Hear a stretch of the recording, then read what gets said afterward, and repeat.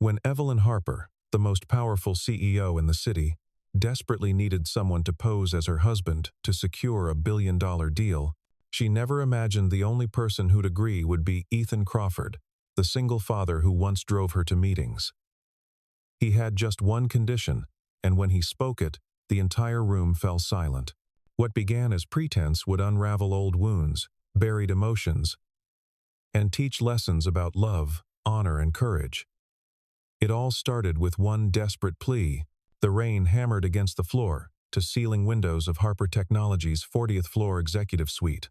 Evelyn Harper stood with her back to the storm, arms crossed, staring at the three men in expensive suits who sat across from her mahogany desk. "Miss Harper, I'll be direct," said Gerald Morrison, lead attorney for the Ashford-Chen merger. The Ashford family patriarch is 83 years old, traditional. He won't sign off on a partnership with an unmarried woman leading the company. He sees it as instability. Evelyn's jaw tightened.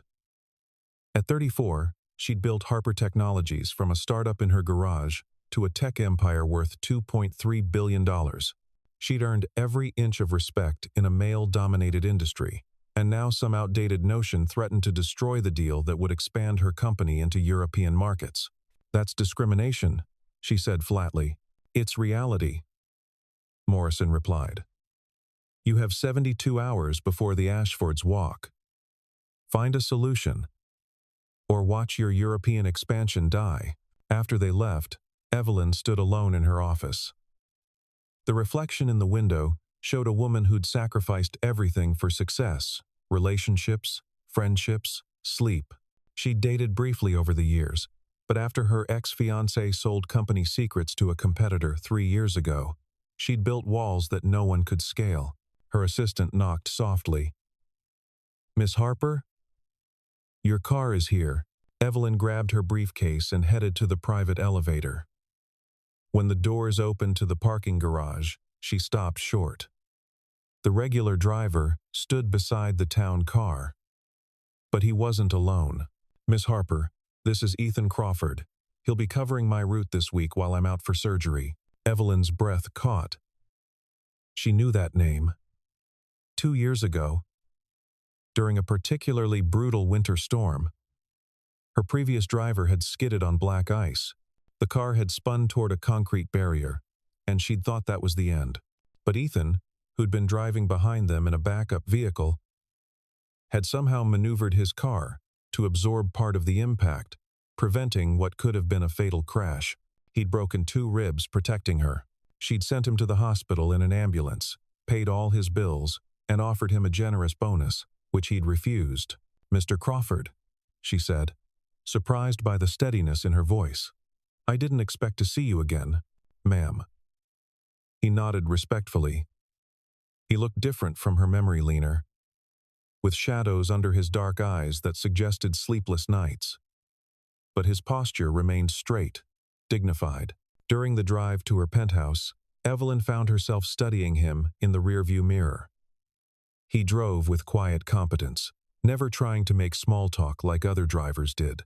When they arrived, he opened her door with the same professional courtesy. "Thank you," she said, then hesitated. "Mr. Crawford, are you still with the driving service?" "No, ma'am. I work independently now." "Flexibility, I have a son, 7 years old. School pickups, doctor appointments. Can't always guarantee a 9 to 5. Something in his voice, the gentle pride when he mentioned his son, made Evelyn pause on the sidewalk despite the rain beginning again. "I remember you refused the compensation I offered after the accident. You paid my medical bills. That was more than enough. That was an obligation. What you did went beyond."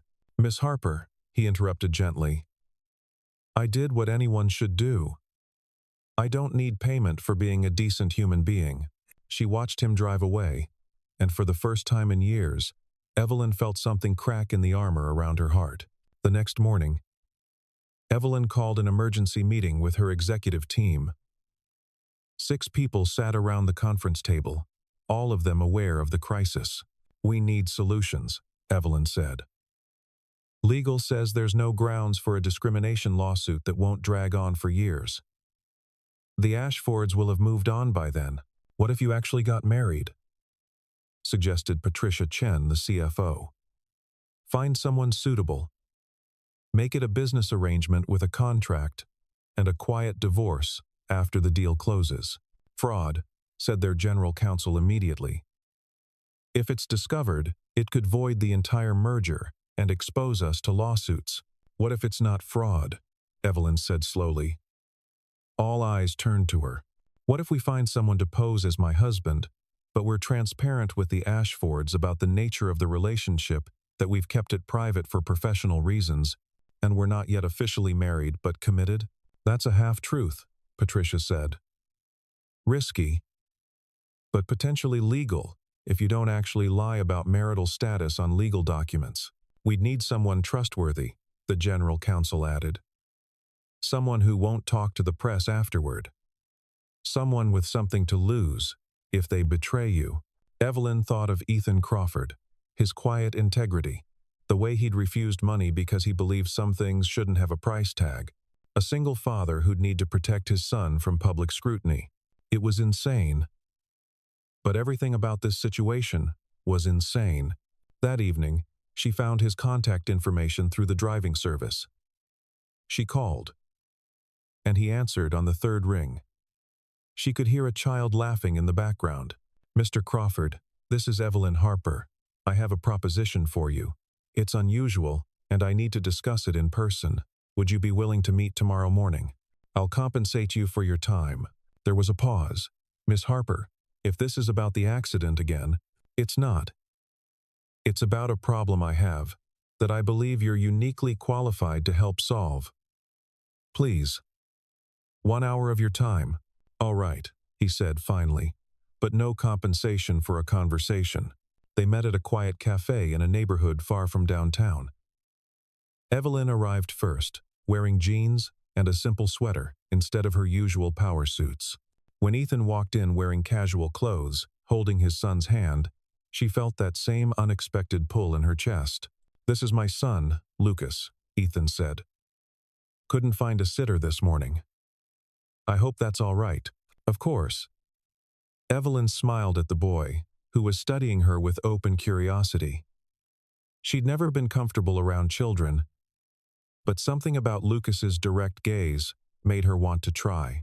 While Lucas colored at a nearby table, Evelyn explained the situation, the merger, the Ashfords' requirement, the 72-hour deadline. Ethan listened without interruption, his expression unreadable. You want me to pretend to be your husband, he said when she finished, for 3 weeks. That's how long the due diligence and contract finalization will take. You'd need to attend a few dinners, maybe one company event. I'll pay you $50,000. Ethan looked at his son, then back at her. No, Evelyn's heart sank. I can offer more. It's not about money, Miss Harper. I don't bring deception into my son's life. I've worked hard to build a world for him where his father's word means something. I understand. Evelyn started gathering her things, feeling foolish for even asking. I apologize for wasting your time, but, Ethan said, and she froze. I'll agree to help under one condition. Name it. He leaned forward, his voice steady but intense. No lies in front of my son. If Lucas is present, we tell the truth about what we're doing and why. I won't teach him that deception is acceptable, even for a good cause. If you can agree to that, if you can promise me that we'll find a way to be honest with him about this arrangement, then I'll help you. Evelyn stared at him. In her world of corporate maneuvering and strategic half-truths, this was incomprehensible. She'd built her empire on knowing when to hold information back, when to present facts in the most favorable light. And here was a man who earned a fraction of her income, refusing to compromise his integrity, even for a sum that could change his life. The entire cafe seemed to hold its breath. She couldn't find words. For the first time in a decade, Evelyn Harper was speechless. Evelyn sat back in her chair, studying Ethan's face. His expression held no judgment, only a quiet certainty that made her feel exposed in a way boardrooms never had. "You're serious," she said finally. "Completely." Ethan glanced at Lucas, who was absorbed in his coloring. "My son lost his mother when he was 3. Leukemia. It took 2 years, and during that time, I made him a promise that I would never lie to him about important things. That he could trust his father completely. I've kept that promise for 4 years. I won't break it now." The grief in his voice was old but not forgotten, and Evelyn felt something shift inside her. She thought of her own father, who'd lied about his gambling addiction until it cost them their house. She'd been 9, and she still remembered the betrayal. "What if we explain it to Lucas as helping someone with a work problem?" Evelyn said slowly, working through the idea. "Not as a real relationship, but as a situation where adults sometimes need to present things a certain way for business reasons. Age-appropriate honesty." Ethan considered this. "Go on." "We tell him that some people think companies work better when the leader is married, which isn't fair but is the reality. We tell him you're helping me show those people that I have someone trustworthy in my life, which is true. We never claim to Lucas that we're actually in love or planning a real future. We're honest about the business nature of the arrangement." "And what does he get from watching his father participate in this?" Ethan asked. The question hit Evelyn like ice water. "What do you mean?" "Children learn from what they see, not what we tell them. If Lucas watches me accept money to pretend to be someone I'm not, what lesson does he learn? That integrity has a price." Evelyn opened her mouth, then closed it. No one in her professional life had ever challenged her like this. Her executives presented solutions, not philosophical quandaries about ethics and childhood development. "Then what would make it acceptable to you?" she asked, genuinely curious now. "You said you'd help under that one condition, but it sounds like you still have doubts." Ethan was quiet for a long moment.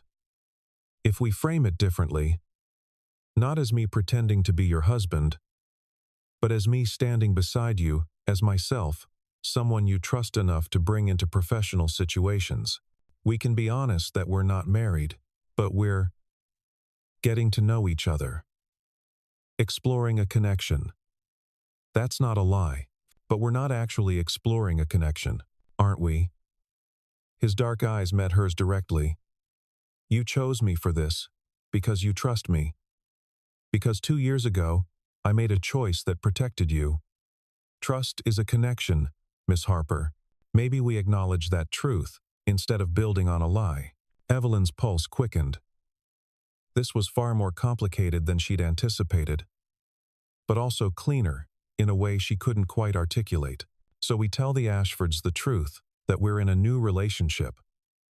Getting to know each other seriously, with the potential for marriage down the line. We introduce you as someone I'm dating exclusively." "Yes." "And we tell Lucas the same thing. That you and I are spending time together to see if we're compatible. That part of that includes you meeting the people I work with, and me meeting the people you work with. It's not pretending, it's actually doing the thing. But we'll end it after the deal closes," Evelyn said. "If that's what we both want at that point, then we'll end it honestly. People date and decide they're not compatible all the time. There's no deception in that." It was elegant in its simplicity and terrifying in its implications. If they actually spent time together, actually got to know each other. What if real feelings developed? What if they didn't, and she still lost the deal?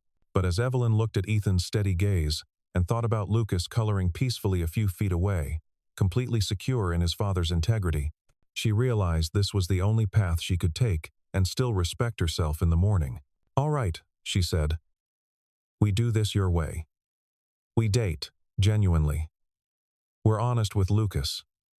Honest with the Ashfords about being in a new relationship. And we see where 3 weeks takes us."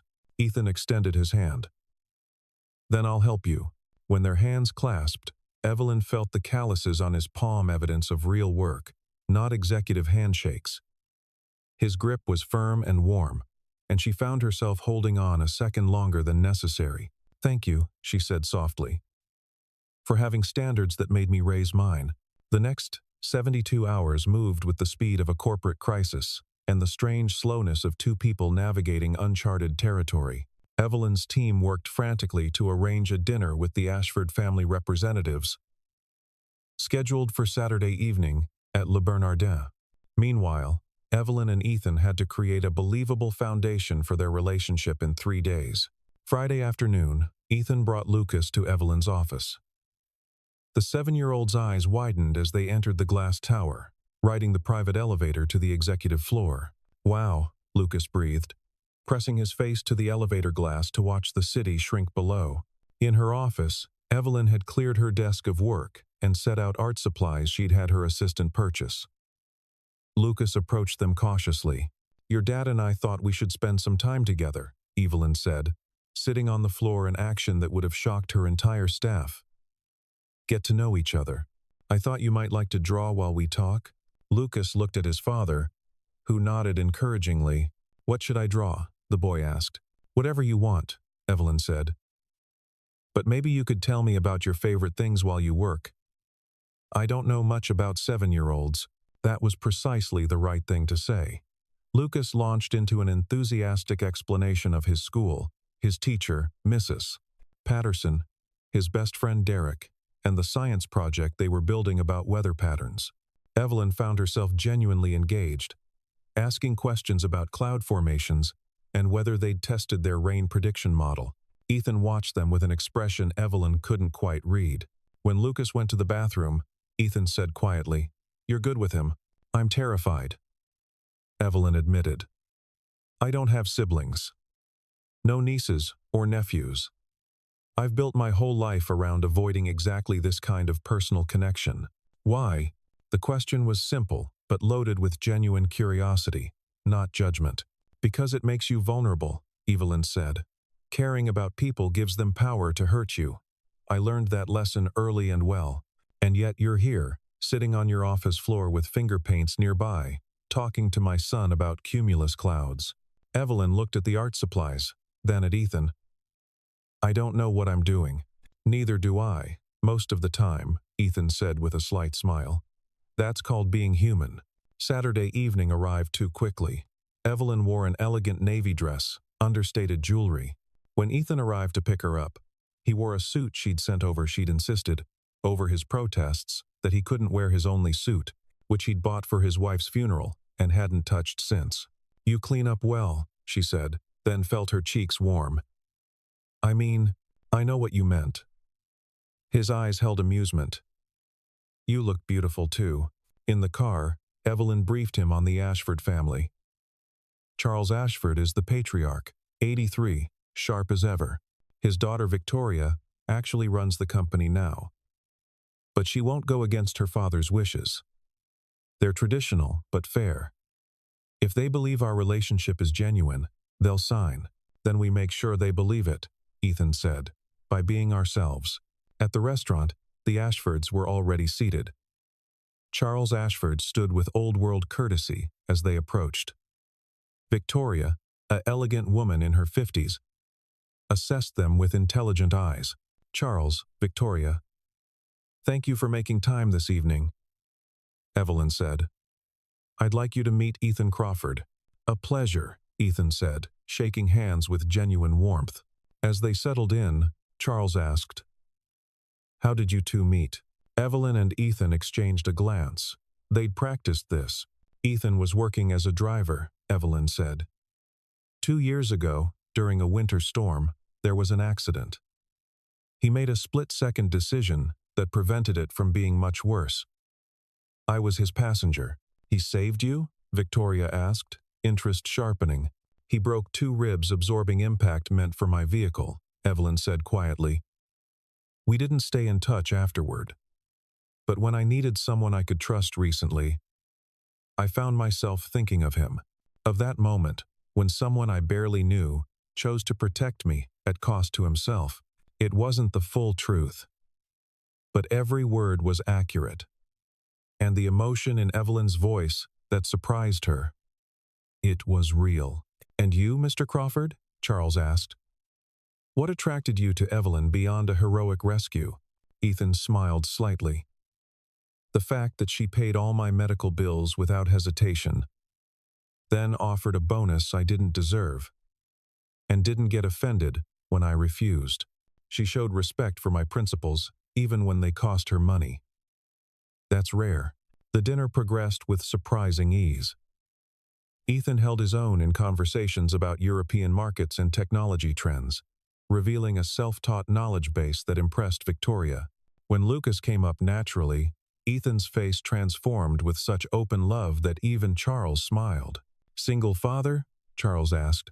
"Widower," Ethan said simply. "My son is 7. He's the reason I do everything I do." "Has he met Evelyn?" "Yes, sir. Yesterday." She sat on her office floor with finger paints and talked to him about meteorology for an hour. Victoria laughed. "Evelyn Harper with finger paints. I would pay to see that."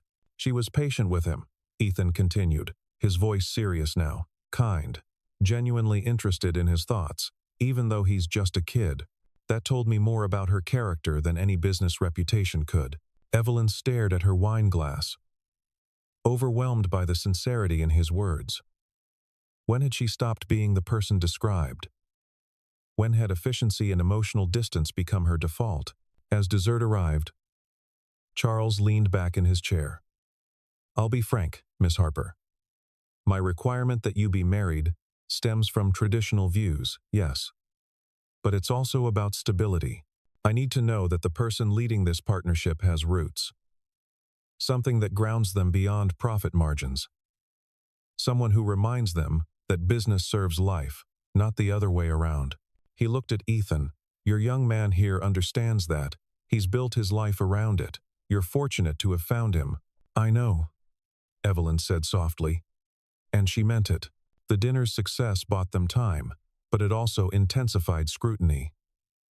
The next week brought a whirlwind of interactions that pushed Evelyn and Ethan deeper into their arrangement and closer to each other. Tuesday morning, Evelyn attended Lucas's school career day at Ethan's invitation. She stood in a classroom of 7-year-olds, explaining what a CEO does in terms of leading a team to solve big problems. Lucas sat in the front row, beaming with pride that made Evelyn's chest tight. Afterward, a teacher pulled Ethan aside. Evelyn pretended to study the hallway bulletin board while eavesdropping shamelessly. "Lucas seems happier lately," the teacher said. "More confident. Is everything all right at home?" "Everything's good," Ethan replied. "Actually, I've started seeing someone. Lucas really likes her." "That's wonderful. It's been hard for you both since Sarah passed." Evelyn's throat constricted. She'd known about Ethan's wife in abstract terms, but hearing the name Sarah made it devastatingly real. Wednesday brought the crisis. Marcus Webb, a junior analyst at Harper Technologies, had been nursing resentment since being passed over for promotion 6 months earlier. He'd been quietly investigating Evelyn, and Wednesday afternoon, he walked into a rival tech company's office with a file folder. "Evelyn Harper's relationship is fake," he told their CEO.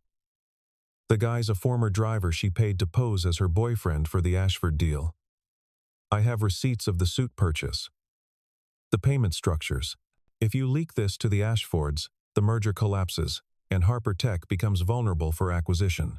Evelyn's head of security caught wind of the breach by late afternoon. She called an emergency meeting in her office with her core team, and at her insistence, Ethan. "They have the suit receipt," her security chief said. "They have the financial arrangements your assistant made. They can piece together a narrative that looks damning." "Then we tell the truth first," Evelyn said. Her hands trembled slightly, but her voice stayed firm. "We hold a press conference. We explain that yes, we're in a new relationship, and yes, I helped him with clothing appropriate for business dinners, which is something many people do when income levels differ in a relationship. They'll spin it as prostitution," Patricia warned. "Rich woman buys a man. Let them," Ethan said quietly. Everyone turned to him.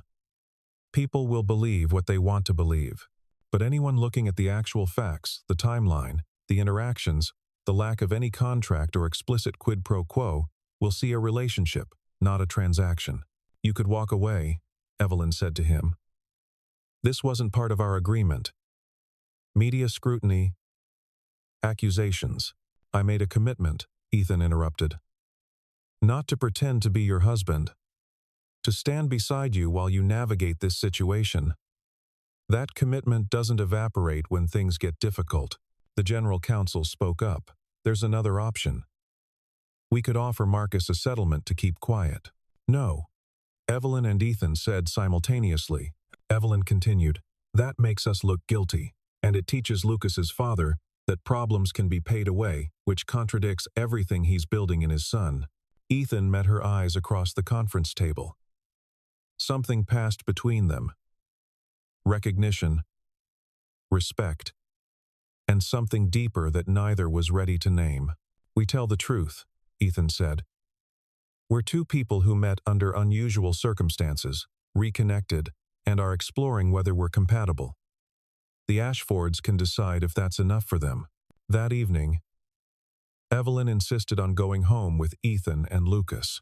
In the modest apartment in Queens, she sat at the kitchen table while Ethan made dinner nothing fancy, just pasta and salad, but prepared with care.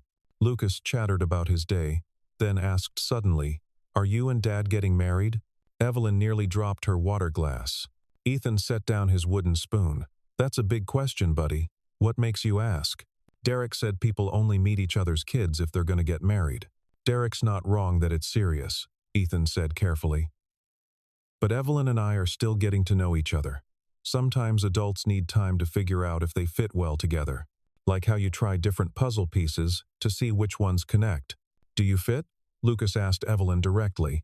She looked at this child with his father's serious eyes and his mother's delicate features, and she felt something crack open inside her chest. "I don't know yet," she said honestly. "But I'm glad we're finding out. Your dad is a remarkable person. And you're pretty amazing too." Lucas considered this, then went back to his homework, apparently satisfied. Later, after Lucas was asleep, Evelyn stood with Ethan on the small balcony overlooking the street. The city hummed below them. But up here, there was a pocket of quiet. "I'm scared," Evelyn admitted. "Not of the press conference or losing the deal. I'm scared that this is becoming real for me. And I don't know how to do real." Ethan turned to face her. "What if that's the point? What if you're not supposed to know how? What if you just do it anyway?" "I could hurt you," she whispered. "I could hurt Lucas. I'm not good at this, Ethan. I built my life specifically to avoid being in this position." "I know," he said gently. "But you showed up tonight. You sat at my kitchen table and answered my son's impossible question with honesty. That's not someone who can't do relationships. That's someone who's choosing to try despite being terrified." Evelyn looked at him, really looked. The lines around his eyes from too much worry and not enough sleep. The careful way he held himself, as if still protecting broken ribs that had healed years ago. The quiet strength that had nothing to do with money or power and everything to do with choices made when no one was watching. If we actually do this, not as an arrangement, but as something real, I need you to know that I might fail. I might disappoint you." "Evelyn," Ethan said, and his hand found hers in the darkness. "Everyone fails. Everyone disappoints. The question is whether you stay and work through it or run. I'm not asking for perfection. I'm just asking for presence." Her eyes burned with unshed tears. When had someone last asked so little of her and offered so much? "Okay," she said, "let's be present. Let's see what that means." The press conference happened Friday morning in Harper Technology's main auditorium. Evelyn stood at the podium with Ethan beside her, not behind, not in front, but beside, a detail several news outlets would comment on later. "I'm here to address rumors circulating about my personal life," Evelyn began. "I'm in a relationship with Ethan Crawford. We met 2 years ago under professional circumstances, reconnected recently, and are exploring a future together. Yes, our income levels differ significantly. Yes, I've helped him with expenses related to accompanying me to business functions. These are normal aspects of any relationship where partners support each other." A reporter shouted, "Is it true he was your driver?" That you paid him to pose as your boyfriend? Ethan stepped forward slightly. I was briefly employed by a driving service that Miss Harper used. I am not employed by her now or ever. Our relationship is personal, not professional. As for payment, she bought me a suit because I owned exactly one, purchased for my wife's funeral 6 years ago.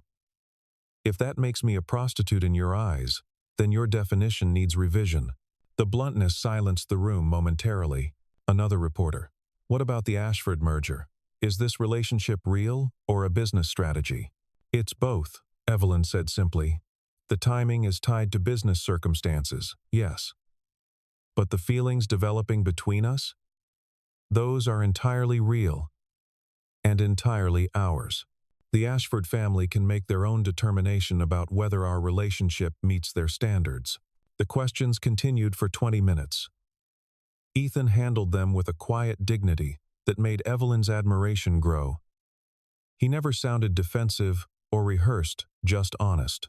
As they left the stage, Marcus Webb was in the back of the room, his expression tight with fury that his bombshell had been diffused.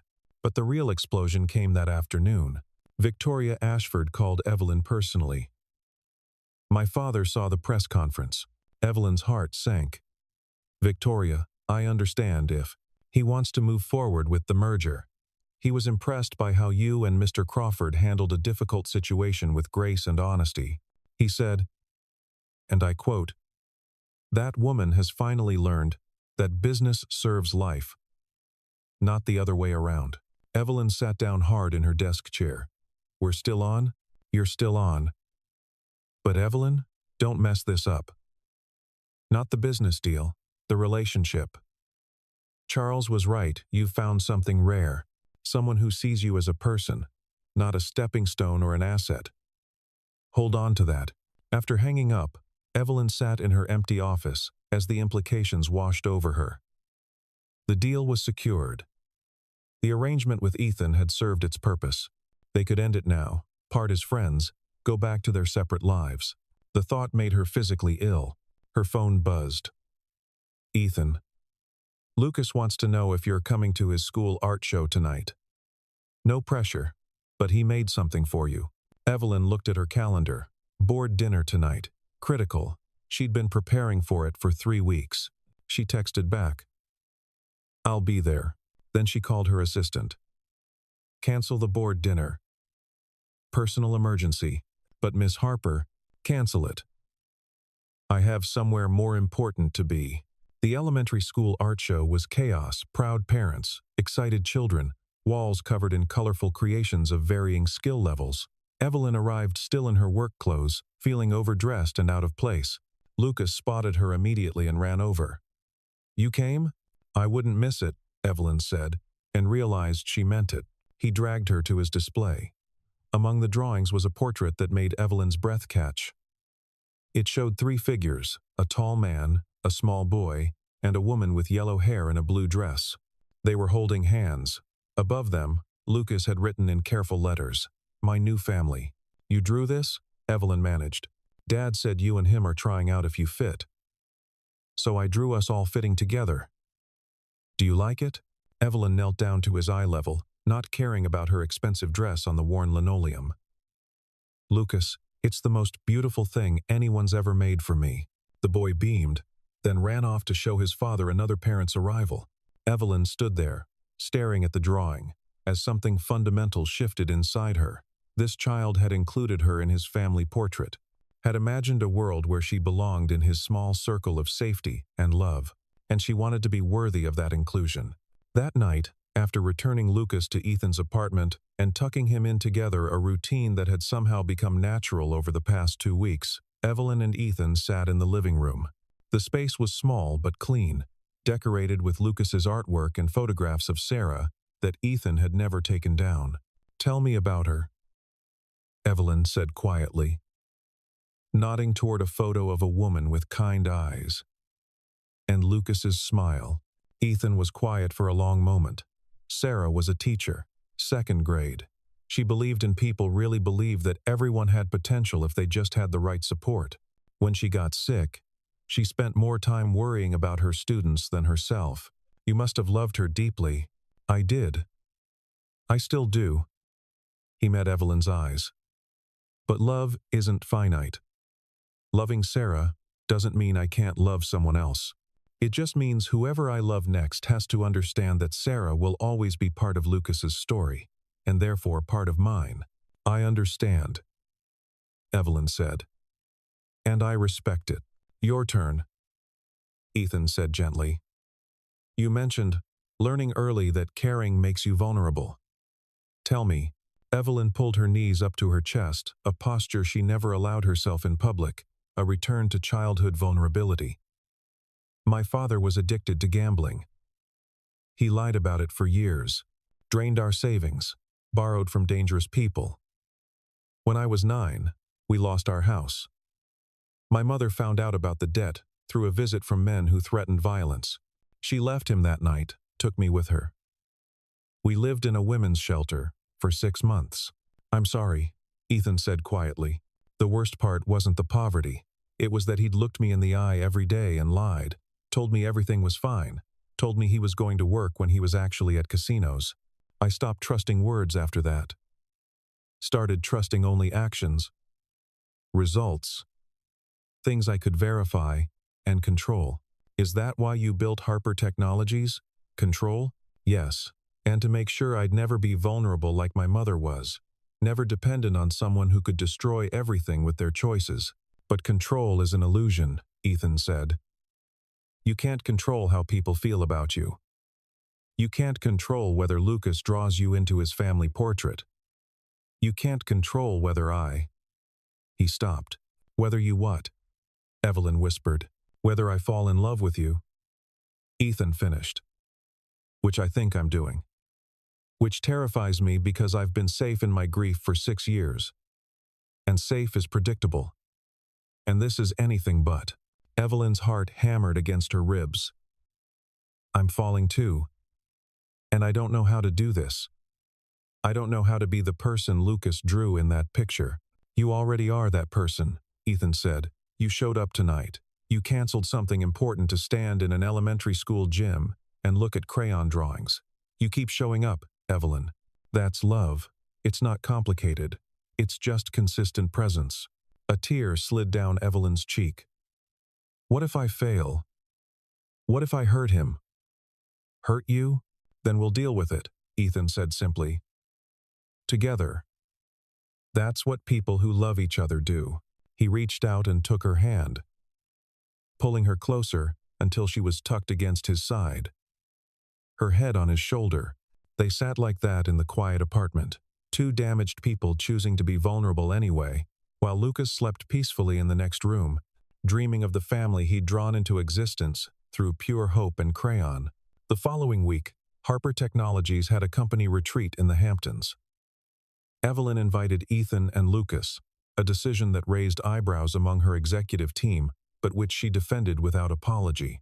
We're together, she told Patricia bluntly. Really together. If people have a problem with that, they can voice it directly to me. The retreat started smoothly. Lucas charmed everyone by asking intelligent questions about their work and showing genuine interest. Ethan helped with setup without being asked, carried chairs, connected presentation equipment. He moved through the space with unself-conscious helpfulness that contrasted sharply with executives who expected others to serve them. Saturday afternoon, dark clouds rolled in fast. The retreat coordinator checked his phone anxiously. Storm warning. Possible hurricane downgrade. Hitting in 2 hours. We need to move everyone to the main house. Chaos erupted as people rushed to gather belongings from the beach cottages scattered across the property.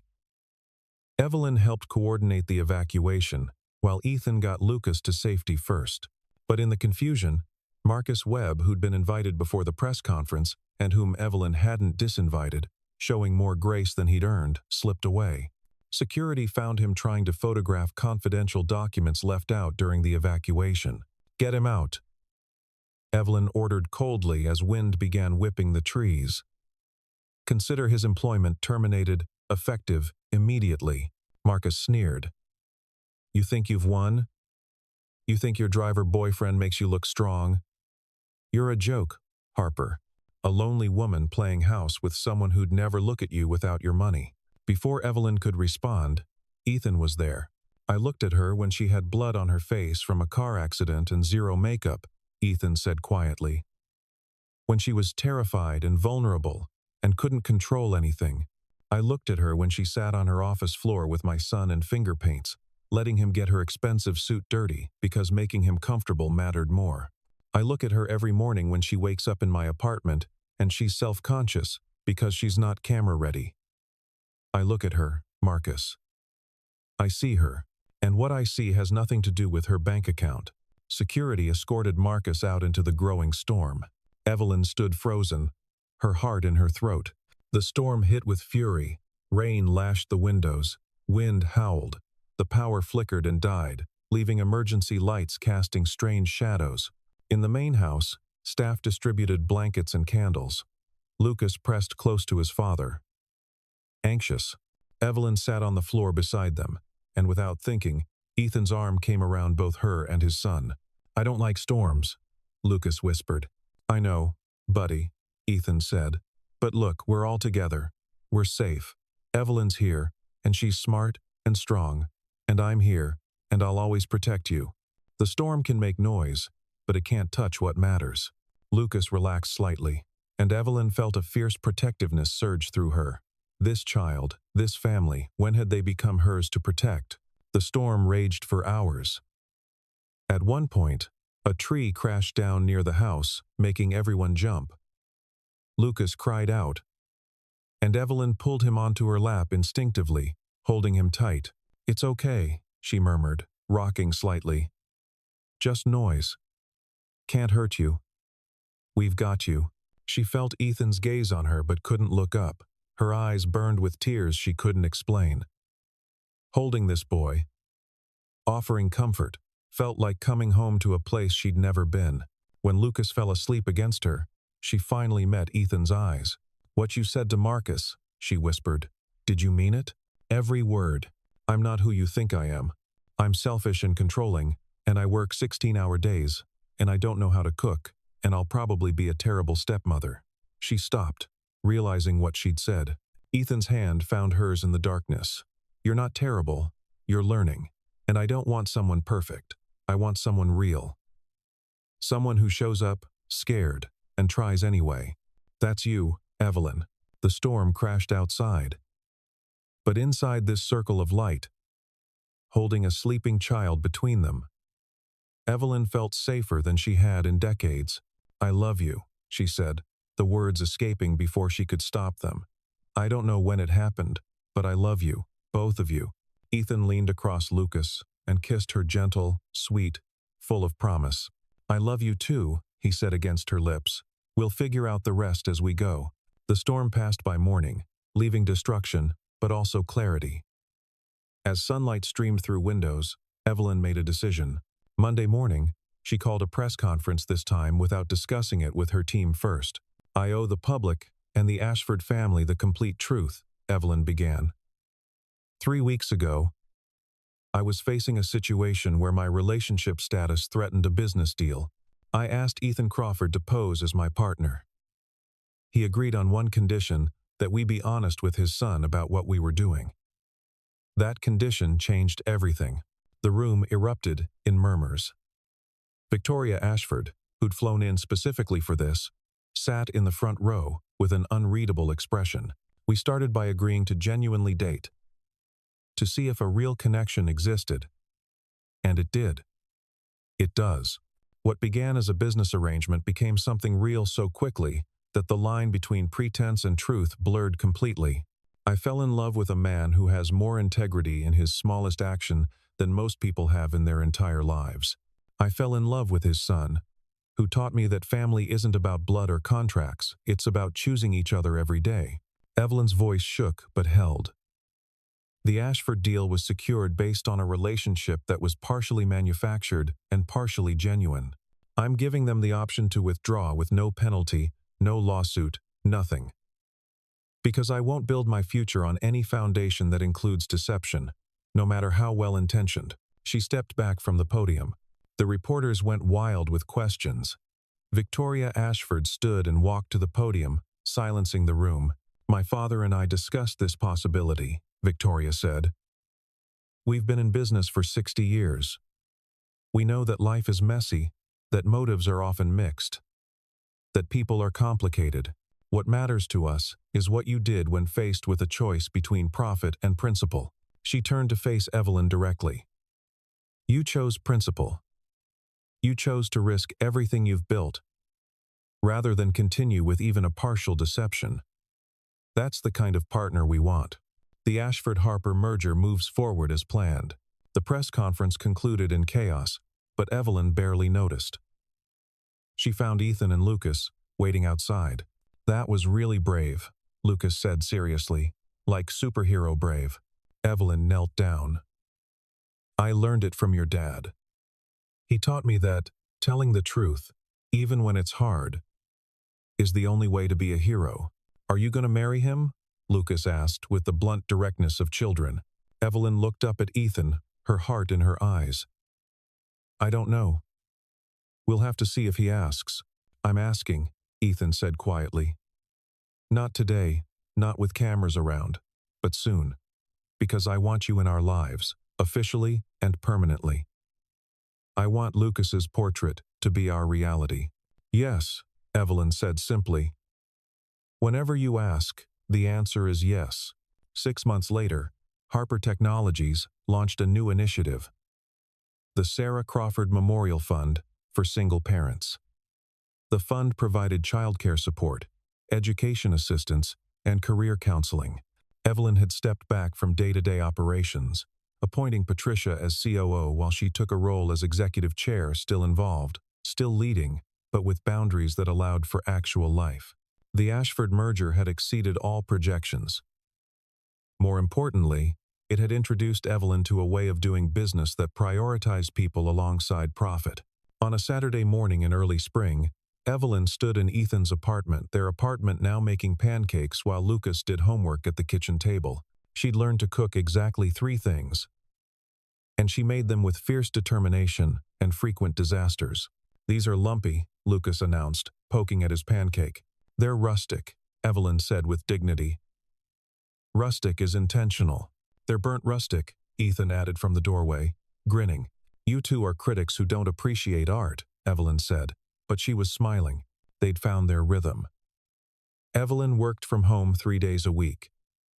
Lucas had adjusted to having her around, testing her boundaries, and learning to trust her consistency.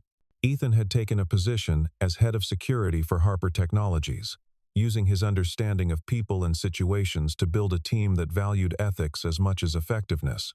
They were planning a small wedding for next month, nothing fancy, just close friends and family at a garden venue. Lucas would carry the rings. Sarah's photo would be in a place of honor, because they'd learned that love didn't require erasing the past, only making space for the future. That afternoon, they drove to the Brooklyn Botanical Garden. As they walked through the cherry blossoms, Lucas ran ahead, chasing a butterfly. Ethan pulled Evelyn close.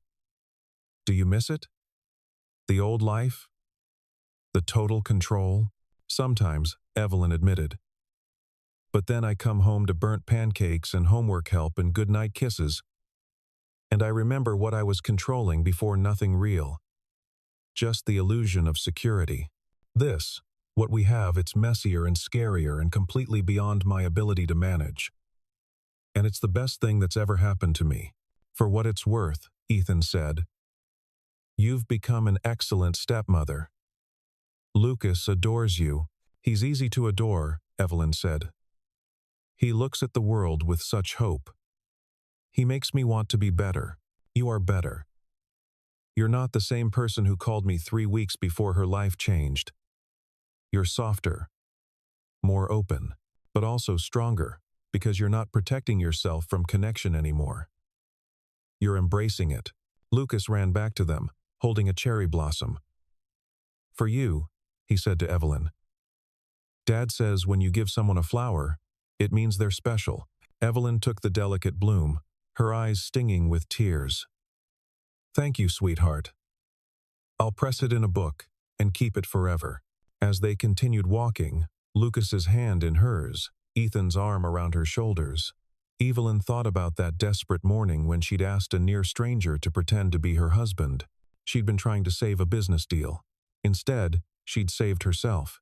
The condition that had left her speechless no lies in front of his son had forced her to build something real instead of something convenient.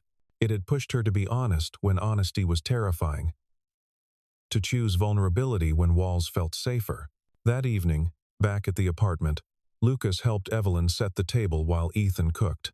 The domesticity of it all should have felt boring, but instead, it felt like grace. After dinner, Lucas read his latest book report aloud. He'd inherited his mother's love of teaching and spent half his time educating any adult who would listen. Evelyn asked questions that made him light up with enthusiasm. Later, after tucking Lucas in together, Evelyn and Ethan stood in the doorway of his room, watching him sleep. "I need to tell you something," Evelyn whispered. "I've been offered a position on the board of 3 different companies. Major roles. They'd all require significant travel." She felt Ethan tense slightly. "I turned them all down," she continued. "Not because you asked me to, but because I realized something. I spent 15 years building an empire because I was afraid of being powerless like my mother. But I'm not powerless anymore. I'm choosing this life, this family, with full agency and awareness. And that makes all the difference." Ethan turned her to face him, his eyes bright with emotion. "You're sure?" "I've never been more sure of anything," Evelyn said. "I don't need to run from vulnerability anymore. I just need to run toward you and Lucas, every single day." They kissed in the hallway outside Lucas's room. 2 people who'd started with pretense and found truth, who'd learned that the greatest risk is also the greatest reward. A year ago, Evelyn Harper had been the most powerful CEO in the city, sitting alone in her glass tower. Now, she was a stepmother making lumpy pancakes, a partner learning to share control, a woman building a life on the foundation of honesty rather than walls, and she'd never been happier. On the refrigerator, held by a magnet, was Lucas's original drawing from the art show. "My new family," it declared. 3 figures, holding hands. Pretend had become reality. A desperate plea had become a love story. And a condition that left her speechless had given her a voice, one that spoke of trust, commitment, and the courage to love, despite all the reasons not to. The city outside continued its ceaseless motion. But inside this small apartment in Queens, 3 people had found what no amount of money could buy. A home built on truth, love, and the daily choice to show up for each other.